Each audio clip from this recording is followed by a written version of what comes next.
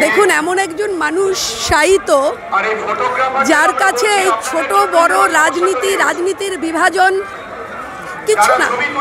তিনি জানতেন যে কিভাবে বিরোধীর সঙ্গে আচরণ করতে হয়, শিষ্টাচার, সৌজন্যতা ওনার কাছে শিখতে হবে, বারবার শিখতে হবে। তাই এখানে আমরা দেখছি যে কত সুন্দরভাবে তার কাছে অবধি পৌঁছে দিচ্ছে। আমাকে শতরূপ এই ভিড়ের মধ্যে থেকে নিয়ে এসে যেভাবে মাল্যদান করবার মতন সুযোগ করে দিল আমার ভাতৃপ্রতিম। এবং আজকে যারা এখানে আছেন কমিউনিস্ট পার্টির যারা বর্ষিয়ার নেতা, সকলের প্রতি শ্রদ্ধা। বুদ্ধবাবু এমনই মানুষ যাকে সবাইকে মিলিয়ে দিয়েছে। আজ সব মিলে গেছে, রাজনীতি, রং, বর্ণ, ধর্ম সব মিলে গেছে। এটাই বুদ্ধদেব ভট্টাচার্য। আমরা যারা শিল্প জগৎ থেকে আছি, কে কোন রাজনৈতিক দল এটা এখানে ম্যাটারই করছে না। আমরা যারা শিল্প জগৎ থেকে আছি নৈকট্য অনুভব করছি বুদ্ধদেব ভট্টাচার্যের জন্য। খুব নন্দনে দাঁড়িয়ে আছি। মহুলবনির সেরেং সিনেমাটা রিলিজ হয়েছে, সেটা দেখতে গেছি। তার যারা শিল্পী তাদের সঙ্গে দাঁড়িয়ে আছি।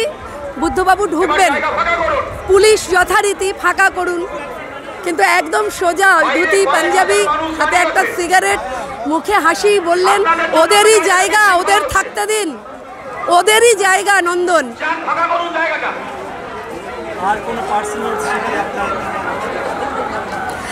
অনেকবার দেখা হয়েছে, কিন্তু সেটা ভীষণ সৌজন্যতার মধ্যে দিয়ে। যেমন ধপধপে ধুতি পাঞ্জাবি, ধপধপে চুল, সেই রকমই রুচিশীল, সেই রকমই ভদ্র এবং বিরোধীদের প্রতি ভীষণ ভালোবাসা। কোনো বিভাজন ছিল না। মানে আমি চিরকালই একটা অন্য দলে, অন্য মতে, অন্য মতের মানুষ, কিন্তু তার কাছে কিছুই ছিল না। তার কাছে আমি একজন শিল্পী, আমি একজন থিয়েটার কর্মী। সুতরাং সেটাই আজকে তার কাছে মাল্যদান করতে পেরে।